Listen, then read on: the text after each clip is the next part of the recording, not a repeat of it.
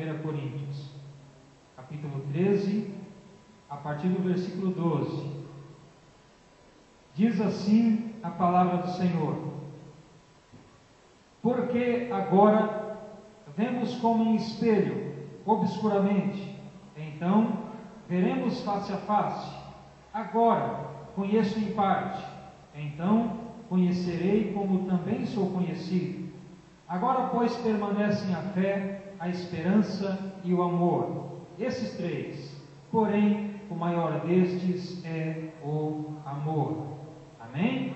Em algumas Bíblias está caridade. Os irmãos podem tomar os seus assentos. Louvado seja o nome do Deus Todo-Poderoso, que está presente no nosso meio e vai continuar falando, amém? Vai continuar fazendo uma obra grande aos nossos corações. Amados irmãos, eu creio que o Senhor, como sempre, Ele tem um objetivo para esta noite. Eu creio que você tem consciência de que você não está aqui por acaso. Você não veio aqui apenas para assistir um culto. Muito pelo contrário, você veio aqui para, na verdade, participar das coisas do Deus Todo-Poderoso. Você veio aqui com a certeza de que você é dependente de Deus, assim como qualquer um que esteja aqui. Ainda que aos olhos humanos seja menor ou maior, todos nós somos iguais e todos nós precisamos desse Deus, e Ele sabe que nós precisamos dele, e por isso Ele tem algo para fazer em nossas vidas. Quem está aqui para receber algo de Deus? Comece a glorificar a Ele e diga: Senhor, eu quero ouvir a Tua palavra, eu quero receber a Tua palavra, e eu quero ser transformado, edificado pela Tua palavra. Amém?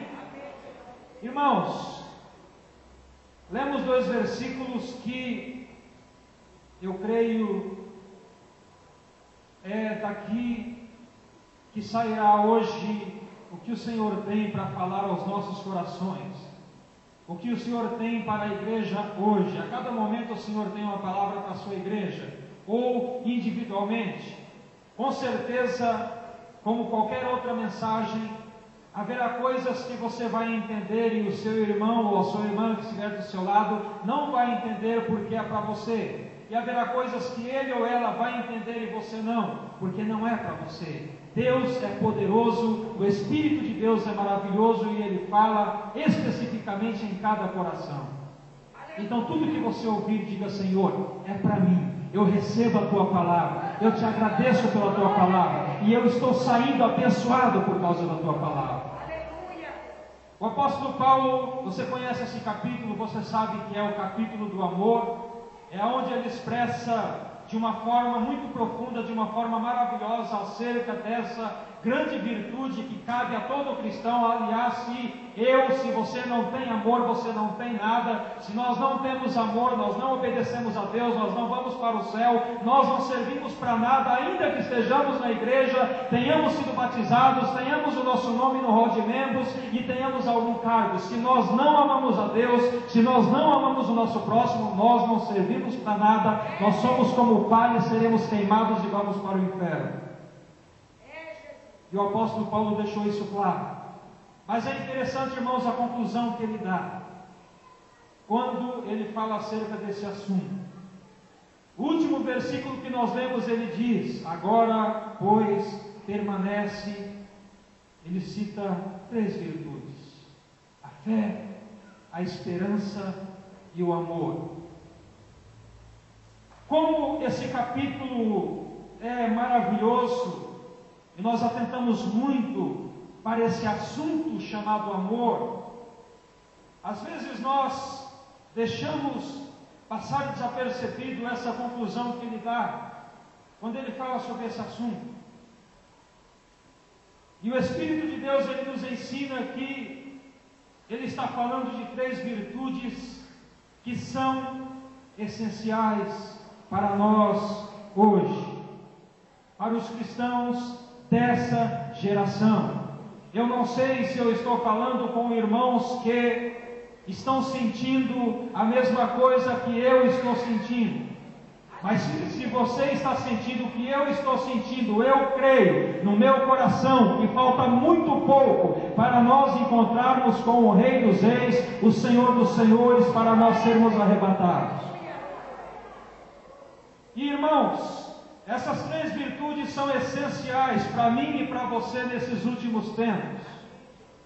São três virtudes que não devemos perder de forma nenhuma. E o inimigo das nossas almas vai fazer tudo que for possível a ele para tirar isso da gente. Porque ele sabe que se ele tirar, ele tira aquilo que nós temos de melhor, que é a nossa salvação. Se nós não tivermos essas três virtudes, não adianta nós cantarmos: Deus tem o melhor para mim, porque o meu futuro nunca será o melhor, ainda que eu conquiste alguma coisa nesta terra. Se eu não tiver essas três coisas, o melhor de Deus não vai acontecer na minha vida, porque o melhor de Deus é a presença dEle, o melhor de Deus é a vida eterna, o melhor de Deus é a vitória que Ele pode me dar contra o pecado, contra o mal, contra tudo aquilo que quer me derrubar. O melhor de Deus é a salvação, é a vida eterna. O melhor de Deus que vai acontecer é o dia que eu encontrar com Ele face a face e ter o prazer de tê-lo enxugando as minhas lágrimas, tirando o meu sofrimento, tirando a minha dor, e ter o prazer de ouvi-lo falando: vinde bendito do meu Pai, entra no gozo do teu Senhor. Esse é o melhor de Deus que o homem pode experimentar. Quem aqui espera o melhor de Deus de verdade? Aí o apóstolo fala: permanece a fé, a esperança e o amor. Depois ele fala que o melhor é o amor, mas a fé não pode ser omitida, a esperança não pode ser omitida. E eu pensava: mas por que será que o Senhor inspirou o apóstolo a escrever acerca dessas três virtudes? São muitas as virtudes. Nós temos os 9 frutos do Espírito, nós temos outras coisas aonde a palavra nos ensina a praticar, aonde um cristão, aos olhos de Deus, um cristão é elogiado por Deus quando ele tem determinadas virtudes. Mas primeiro ele fala que vai chegar o dia em que nós o veremos como ele é. Por enquanto nós o conhecemos em parte, mas vai chegar o dia em que nós o conheceremos por completo, da mesma forma que nós somos conhecidos. Ou seja, irmãos, ele estava já falando acerca desse encontro, ele estava já falando acerca dessa preparação.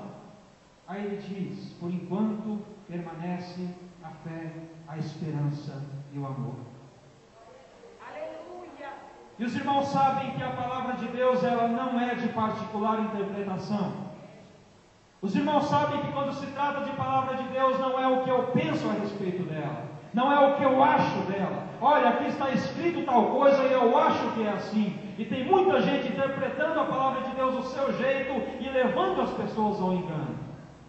Mas quando nós meditamos na palavra de Deus e pedimos a ajuda do Espírito, nós descobrimos que ela interpreta a si mesma. O Senhor se dá ao luxo, ao trabalho de interpretá-la para que nós entendamos quais são os planos dele. E uma das coisas, irmãos, que eu descobri foi que essas três virtudes citadas por Paulo,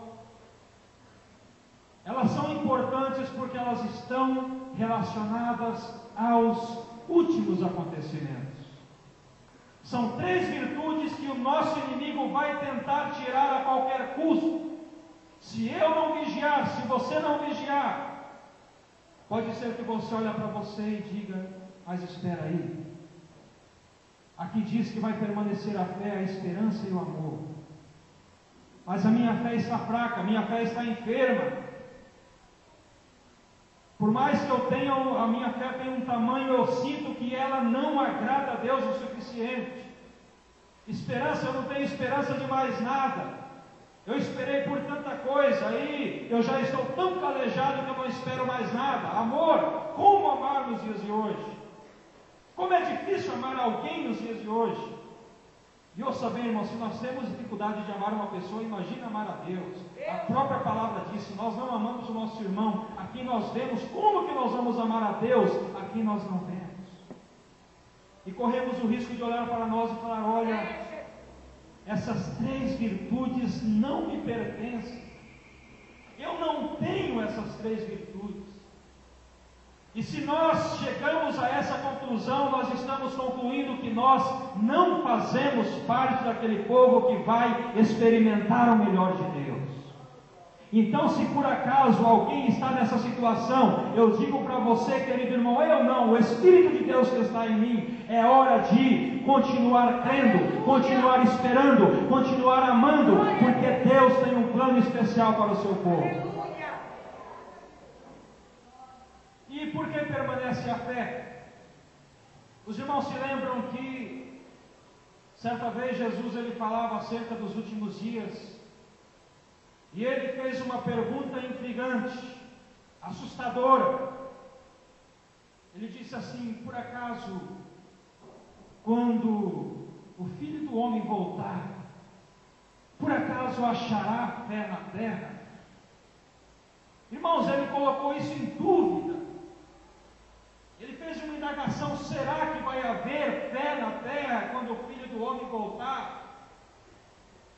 Aí nós até pensamos, mas eu acho que o Senhor ele cometeu um equívoco, porque o tempo está passando, o Evangelho está sendo pregado, as nações estão sendo alcançadas, e é claro que há fé na terra. É claro que há um número grande de pessoas que acreditam em Deus. Como pode não haver fé na terra? Só no nosso país nós já somos 40 milhões de evangélicos e outros que não são evangélicos, mas que professam fé em Deus. Como que não haverá fé na terra? Mas acontece, irmãos, que nós temos um grande problema. Nós não meditamos na palavra de Deus. Nós não estudamos a palavra de Deus. Nós temos preguiça de procurar conhecer a Deus, ou melhor, a parte de Deus que foi revelado, porque a nós cabe apenas conhecê-lo em parte, mas um dia nós o conheceremos por completo. E se nós não estudamos a palavra de Deus, nós chegamos à seguinte conclusão: a Bíblia tem contradições, e uma dessas é o Senhor falar que não haverá fé na terra, porque afinal de contas é grande o número de pessoas que estão reunidas nas igrejas, louvando a Deus, adorando a Deus, pessoas que acreditam em Deus, pessoas que têm fé em Deus. Mas o que nós vemos são pessoas falando: olha, eu tenho fé que a minha bênção vai chegar. Eu tenho fé que a minha vitória vai chegar. Eu tenho fé que eu vou alcançar os meus objetivos. Eu tenho fé que Deus vai suprir a minha necessidade. Mas, irmãos, eu não estou falando de fé na bênção, eu não estou falando de fé na vitória, eu não estou falando de fé no suprimento, eu estou falando de fé em Deus. Fé na pessoa de Deus. Quando Jesus nos ensinou a ter fé, Ele não disse: tenha fé na tua bênção, tenha fé na tua vitória. Ele disse: tem de fé em Deus. Aleluia. É diferente eu ter fé na minha bênção e eu ter fé no meu Deus. É muito diferente. Porque você sabe o que é ter fé em Deus. E é isso que falta e faltaria nos últimos tempos. Quando eu tenho fé no meu Deus, na pessoa do meu Deus. Primeiro, eu conheço uma parte dele. Ninguém conhece Deus completamente. Ninguém. Porque Ele não se revelou completamente. Mas alguns conhecem um pouco. Outros conhecem um pouco mais. Porque Ele falou acerca de si mesmo na sua palavra. E Ele falou o suficiente para que nós tivéssemos uma vida de obediência a Ele, uma vida de prática à palavra dEle. Ele falou o suficiente para que nós tivéssemos comunhão com Ele. Ele falou acerca de quem Ele é, da sua natureza, do seu caráter, dos seus atributos, do que Ele pensa, do que Ele quer, do que Ele espera, do que Ele planeja. Ele falou para a gente. Ele revelou muitas coisas e continua revelando. Mas, irmãos, quando a nossa fé não é completa, e nós olhamos para as circunstâncias, e nós olhamos para os problemas da nossa vida, e nós esperamos a bênção de Deus, e até acreditamos na bênção de Deus, mas aí depois a bênção que nós esperamos não acontece. Sabe o que nós passamos a pensar, ou talvez até dizer? Eu acho que isso é furado. Eu acho que a Bíblia não é o que parece ser, que Deus não é aquilo que eu ouvi falar acerca dele. Sabe por quê, irmão? Porque nós estávamos acreditando na bênção e não no Deus da bênção. Porque quando nós confiamos em Deus, aconteça o que acontecer, Deus continua sendo Deus. Se as coisas dão certo, Deus é Deus. Se as coisas dão errado, Deus continua sendo Deus. Se as coisas acontecem, Deus é Deus. Se as coisas não acontecem, Deus continua sendo Deus. E é isso que ele diz na sua palavra, não importa. Ele continua assentado no seu trono, olhando para todos os homens, e ele tem controle de tudo. Existem coisas que nós não enxergamos, não entendemos, e parece que Deus não está agindo. Acontecem coisas e nós buscamos, suplicamos, clamamos, e achamos que vamos ser abençoados, porque fizemos todo o possível, fizemos todo o sacrifício necessário, fizemos toda a obra necessária, fomos bonzinhos, confessamos os nossos pecados e esperamos alguma coisa do céu, e o céu está fechado e Deus não ouviu, e a nossa fé vai lá embaixo. Grande Deus de poder, aleluia. Sabe por quê? Porque nós esperamos e nós confiamos na bênção, e a nossa fé não estava firmada em Deus, porque se ela estivesse firmada em Deus, nós diríamos: olha, não aconteceu, mas o meu Deus sabe o que Ele está fazendo. Eu não estou entendendo, mas eu sei que Ele sabe o que está fazendo. As coisas não estão sendo como eu quero, mas eu sei que estão sendo como Ele quer, porque Ele é Deus. Irmãos, é assim uma criança. Uma criança que sabe, que conhece o seu pai, ela não sabe o que o seu pai está fazendo, como é o trabalho dele, ela não sabe o que ele está fazendo no serviço dele, mas ela não se preocupa. Ela sabe que a comida vai vir na sua mesa, porque ela sabe que o seu pai vai vir com comida na sua mesa. Ela não sabe como, mas ela sabe que as coisas vão acontecer. E nós temos um problema, nós achamos que a nossa sabedoria está no mesmo nível da sabedoria de Deus. Mas o Senhor fala para mim e para você: os meus pensamentos não são os vossos pensamentos. Os meus pensamentos são mais altos do que os vossos pensamentos. Não há razão para você deixar de crer, não há razão para você ficar desanimado, porque algumas coisas não estão acontecendo. Confie na minha palavra. Eu sou o mesmo, eu não mudo, eu não sou homem para que se arrependa. Tudo que eu falei que vai acontecer, vai acontecer. Deus continua sendo Deus. É por isso, irmãos, que o nosso inimigo usa todos os meios possíveis para que nós não tenhamos fé. E por incrível que pareça, existem coisas que nós falamos lá fora, existem coisas que nós falamos aqui dentro, para você que busca a Deus. Porque o inimigo, ele tem duas formas de agir. Primeiro, ele tenta pôr na sua cabeça que porque você é crente, que porque você é filho de Deus, que porque você é servo, serva de Deus, as coisas têm que acontecer e pronto, acabou, tem que acontecer. E você pensa que foi Deus que falou, e você pensa que foi o Espírito de Deus que falou: olha, tal coisa vai acontecer na tua vida, tal coisa você vai conquistar. Mas nem sempre é Deus que está falando, porque aí lá na frente você se frustra, lá na frente as coisas não acontecem.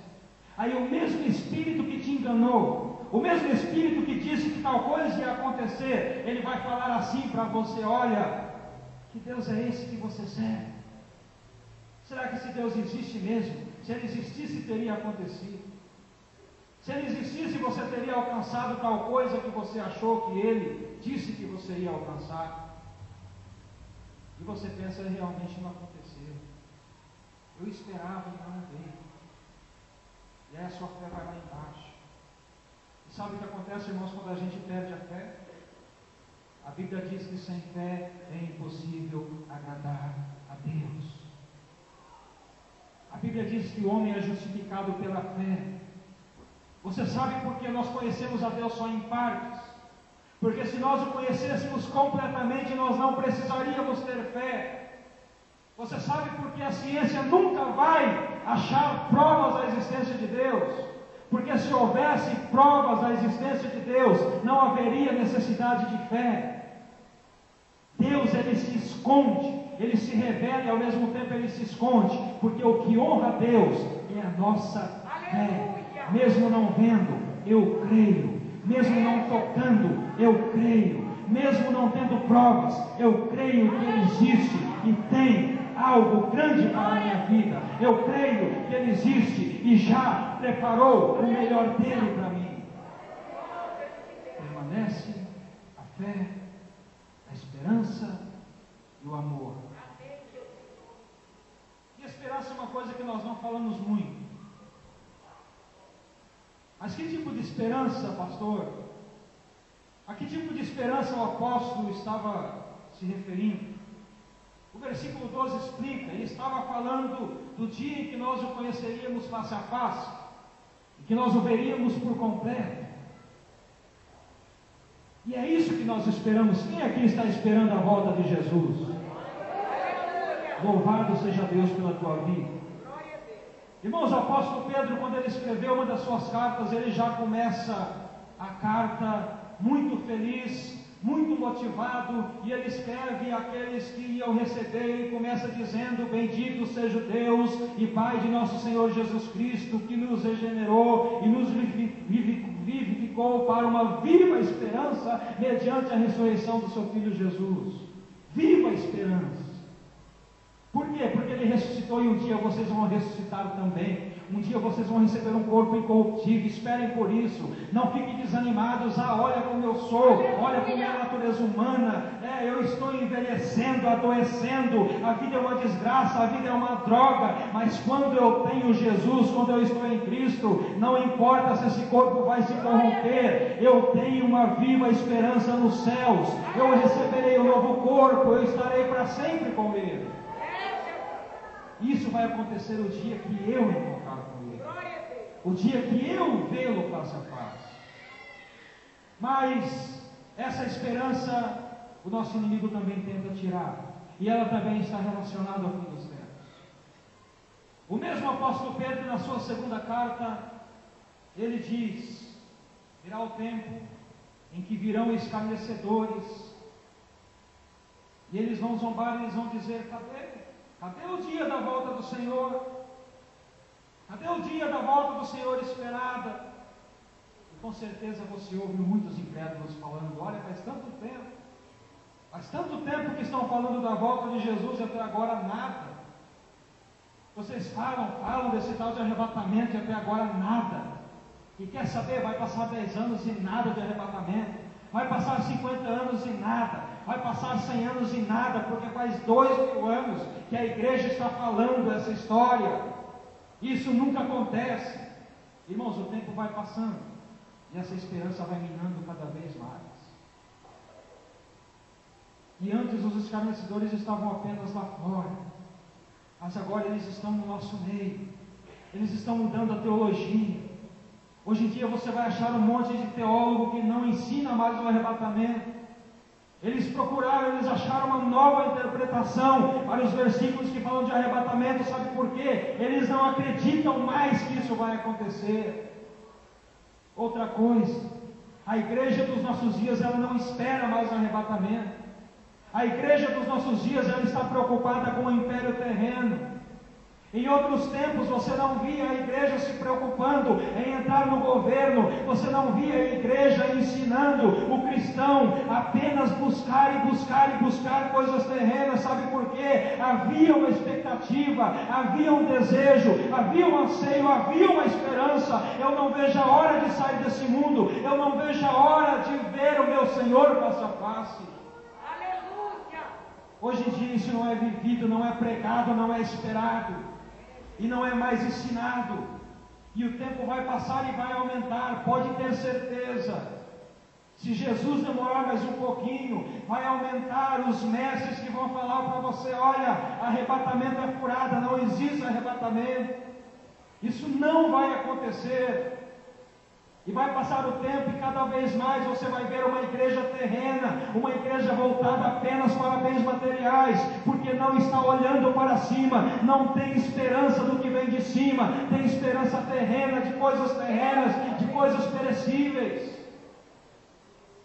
Isso aconteceria nos últimos tempos, isso está acontecendo nos últimos tempos, mas quem tem o Espírito de Deus continua confessando: Maranata, ora vem Senhor Jesus.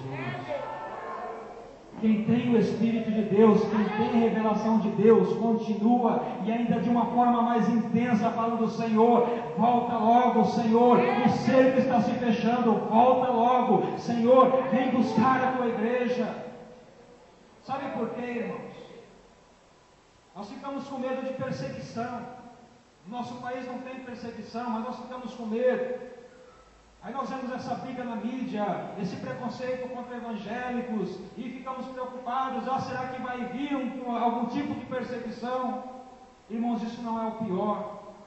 Se vir, que venha, não tem problema, pode vir. Se quiserem prender, matar os cristãos, podem prender, matar, esse não é o problema. Não devemos ter medo disso. O problema é a perseguição contra a nossa fé. O problema é a perseguição contra a nossa esperança. Matar o nosso corpo não tem problema. Se matarem o nosso corpo aqui, nós estaremos lá com o Senhor, não tem problema. O problema é matar a nossa alma. O problema é o tempo passar e a apostasia aumentar. O problema é o tempo passar e a igreja continuar se afastando do Senhor. O problema é o tempo passar e nós continuarmos com o nome de cristãos, com o nome de evangélicos, mas estamos condenados porque não cremos em Deus de verdade, porque não temos uma viva esperança. Esse é o problema.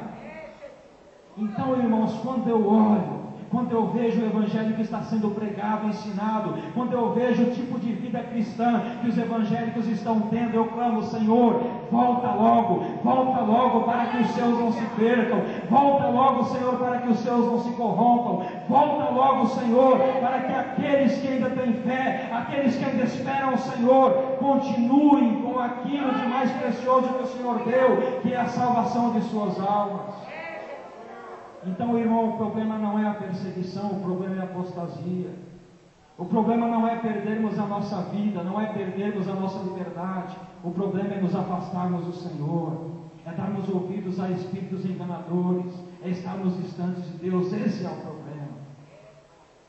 Então, o que o Senhor está falando para mim e para você é: continue crendo, continue esperando, continue amando, porque são esses que eu vou levar para mim. Aí ele cita a terceira virtude, a mais importante. Ele diz que é a mais importante: o amor. Permanece a fé, a esperança e o amor. E como eu disse para você no início, se nós não temos amor, nós não temos nada. Se nós não temos capacidade de amar o nosso próximo, irmãos, é todos aqueles que nós conhecemos, que estão à nossa volta. Quem nós não conhecemos, nós não amamos, não tem como, é impossível. Não adianta falar que não, nós não conhecemos. Mas quando nós temos contato, quando nós temos pessoas da nossa casa, da nossa família, da nossa igreja, do nosso trabalho, como que nós vamos odiar? Se nós temos o Espírito de Deus, como que nós vamos odiar alguém? Aleluia! Mas odiamos. Estamos em uma geração que temos dificuldade de amar de verdade. E o Senhor Jesus falou acerca disso. Quando Ele falou acerca dos últimos tempos, Ele falou do problema da fé. Ele falou através do apóstolo Pedro do problema da falta de esperança. Ele também disse: olha, e por se multiplicar a iniquidade, o amor de muitos se esfriará. E é difícil a gente amar, irmãos. Sabe por que é difícil? Porque normalmente O amor normalmente, devido à nossa natureza limitada, o amor, ele é sempre recíproco. Nós sempre amamos quem ama a gente. Nós sempre amamos quem dá motivo de receber o nosso amor. Mas quando a pessoa não dá motivo, nós não conseguimos amar. Pelo contrário, é mais fácil a gente odiar. Às vezes nós olhamos para uma pessoa e ela nunca fez nada para a gente já fala: olha, eu não fui com a cara de fulano de tal, eu não gostei do jeito dele, eu não gostei do jeito dela, nem motivo ela deu, e nós já não gostamos, nós já não amamos. E olha que nós somos cristãos, e olha que nós estamos dentro da igreja, e olha que nós ouvimos constantemente que o maior dos mandamentos é amar a Deus e amar ao próximo. Se nós não obedecemos esses mandamentos, pode obedecer qualquer um outro, vai para o inferno do mesmo jeito. Por se multiplicar a iniquidade, o amor de muitos se esfriará. É por isso que nós temos que clamar: Senhor, volta logo. Volta logo, senão vai piorar. Volta logo, senão o meu amor vai diminuir ainda mais, o meu ódio vai aumentar ainda mais. Nós temos uma facilidade tão grande de odiar pessoas. É tão fácil odiar as pessoas. Mas por que, irmãos? Por causa da iniquidade. Porque as pessoas cometem iniquidades. Eu creio que, é claro que aonde há ser humano há problema, há defeito. E a igreja primitiva também tinha defeitos. Eles também tinham problemas. Mas é bem provável que fosse mais fácil amar, porque eles viviam em comunhão, um ajudava o outro, um dava a mão para o outro. Mas hoje nós vivemos nessa maldição do cada um por si. O que conta é a minha vida, não interessa o que está se passando com quem está do meu lado, não interessa se está com problema e se não está, eu quero cuidar da minha vida. É problema dele, é problema dela, o que conta são os meus problemas. Às vezes parece que isso é uma atitude sábia da nossa parte. Às vezes parece que nós estamos apenas sendo espertos, inteligentes. Mas, irmãos, quando se trata de igreja, isso é falta de amor. Quando se trata de igreja, isso é falta de amor. Antes de ser amor ao próximo, amor a Deus. Porque se eu amo a Deus, eu faço a vontade de Deus. E sabe qual é a vontade de Deus para a sua igreja? É que nós sejamos um. Ser um é ter comunhão. Irmãos, eu não estou falando para você dividir as suas riquezas com o seu irmão. Não é isso que eu estou falando. Eu estou falando para você amar o suficiente para ajudá-lo no que preciso for, dentro das suas possibilidades. Eu estou falando para todos os dias você dobrar o teu joelho e ao invés de ficar: Senhor, me dá, me dá, me dá. Senhor, olha para aquela irmã que está doente. Senhor, visita aquele irmão que está com problema. Senhor, olha aquele irmão que está numa situação difícil. Senhor, abençoa aquele irmão que tem um projeto. Abençoa aquele irmão que está com um objetivo. Ajuda ele a alcançar o objetivo dele. Pelo menos isso. Pelo menos isso para começar. E Deus acrescenta quando nós temos algo bom. Quando Deus vê o interesse de fazer coisas boas, Deus acrescenta mais graça, mais graça, mais graça. Ao que tem, mais é dado. E nós temos esse problema.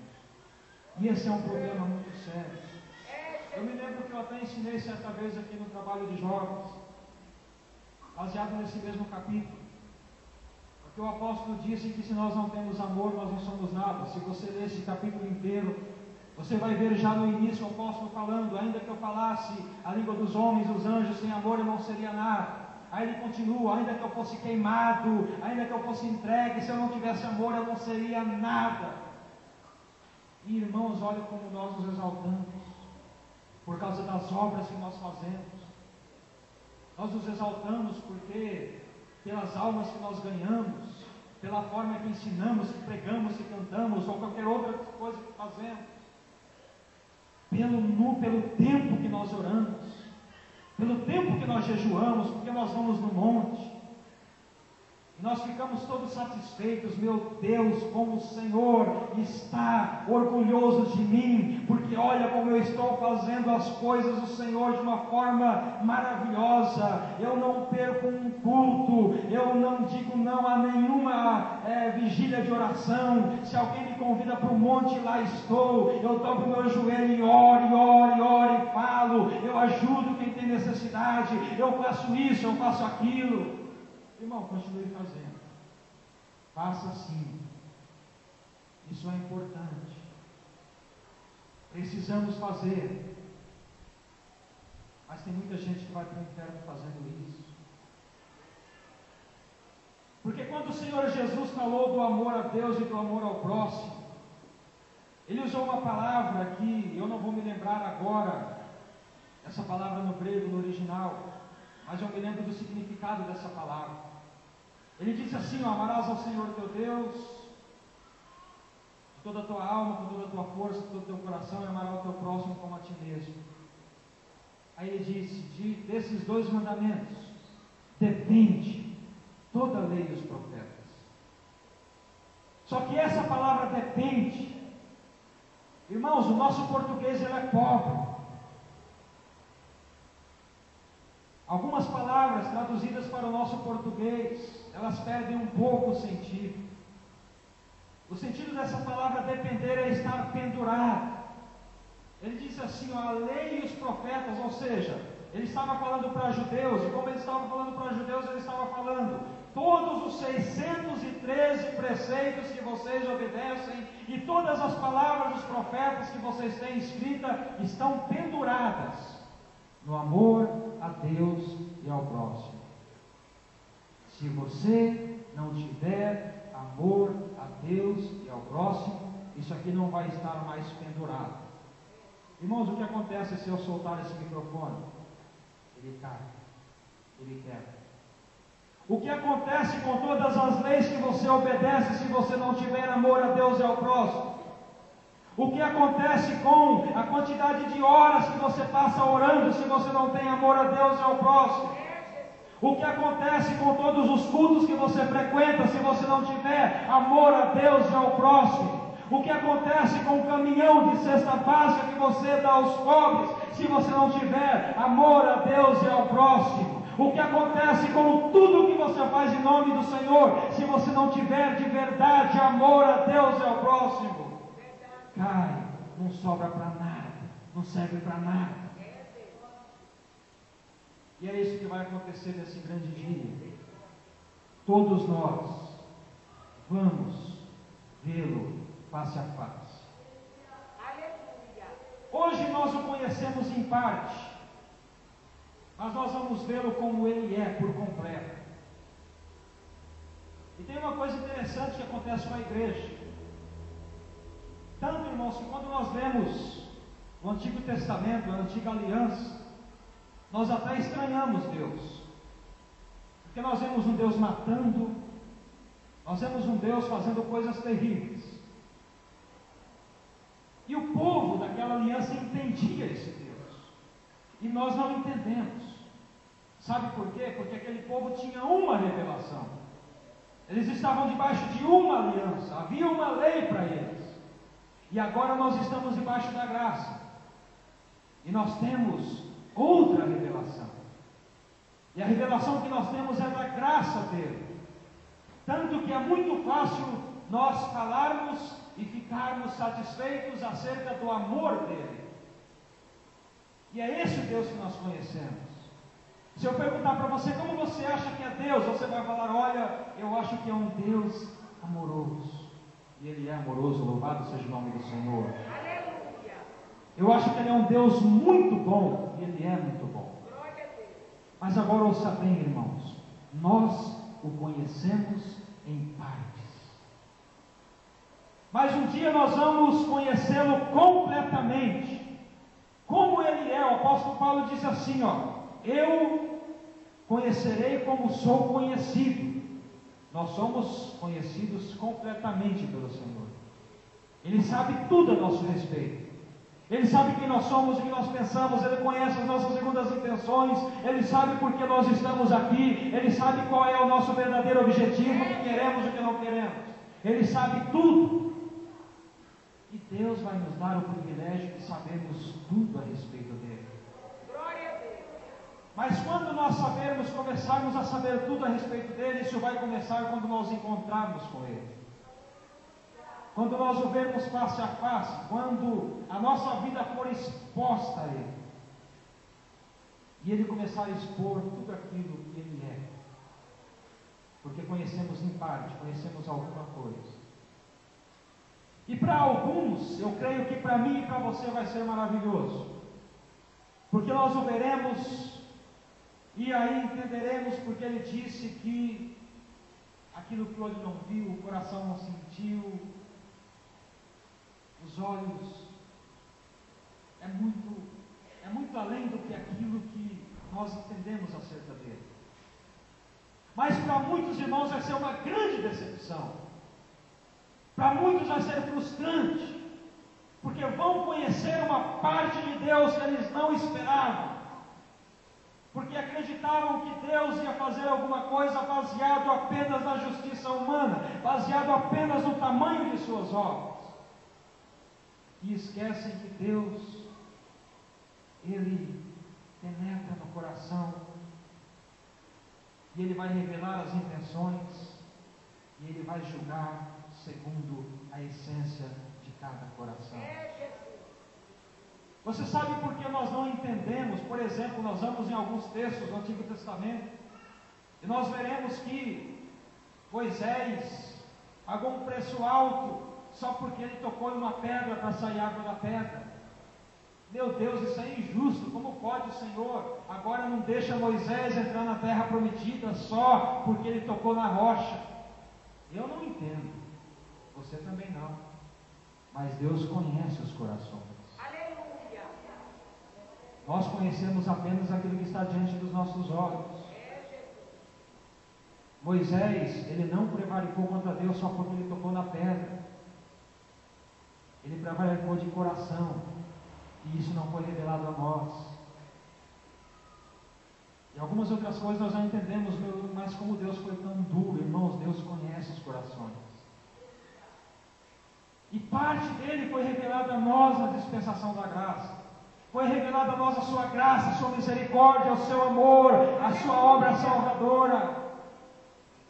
Mas tem uma outra coisa que ele tem, e o povo da lei conhecia muito bem, e nós não, porque isso não é revelação para nós. Então nós não entendemos. É a ira de Deus. Ele tem grande amor, ele tem grande ira. Irmãos, todos, eu costumo falar, todos os sentimentos que nós temos, Deus também tem. A diferença é que os sentimentos de Deus são intensos, são completos.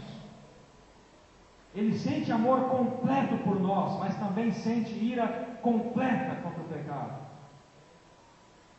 E para alguns isso vai ser revelado. Alguns que eu e você nem julgaríamos. Se Deus falasse para você, né, alguma pessoa aí que você tem como grande servo de Deus, grande serva de Deus, se Deus falasse, olha, eu dou a você o direito de julgar, você já ia colocar um carimbo, aprovado, vai para o céu. Pelo que eu vejo, é um grande homem de Deus, uma grande mulher de Deus. Mas a Bíblia diz que naquele dia vai ter gente que vai estar ciente de que vai entrar no céu, mas haverá uma surpresa. De repente ela se encontra com o Senhor, não salvando, mas condenando. Mas espera aí, o que eu estou fazendo aqui? O que é que está acontecendo? Espera aí, Senhor, olha o que eu fiz, olha quem eu sou, olha o meu nome, olha as obras, olha o que eu fiz em teu nome, eu sempre te servi, eu expulsei demônios, fiz maravilhas, olha, Senhor. Aleluia. Mas o Senhor conhece os corações, Ele conhece as intenções do coração. Senhor, as obras são muito grandes, eu obedeci, eu fiz tudo. Talvez o Senhor use uma figura de linguagem e mostre para ele, realmente as suas obras são grandes. Aqui estão elas. Estão todas aqui. Mas eu não disse que no amor a Deus e ao próximo estão penduradas todas essas coisas. Cadê o amor a mim e ao teu próximo? Não tem? Então isso não sirva para nada. Vai para o lago de fogo, você que pratica iniquidade. Então, irmãos, nós estamos em um tempo complicado. Nós estamos em um tempo onde o Senhor nos convida para a reflexão. Olha, permanece a fé, a esperança e o amor. Nós estamos nos últimos tempos e você vai perceber todos os dias que em muitas situações você é tentado a não acreditar em Deus, você é tentado a perder a esperança, você é tentado a não amar a Deus, a não amar as pessoas que estão à sua volta, mas faça aquilo que o Senhor manda você fazer. Olhe para frente, olhe para cima, não dê ouvidos ao diabo e diga: eu vou continuar acreditando, eu vou continuar esperando, eu vou continuar amando, porque Deus tem o melhor para a minha vida e eu não vou perder o melhor que Deus tem para a minha vida.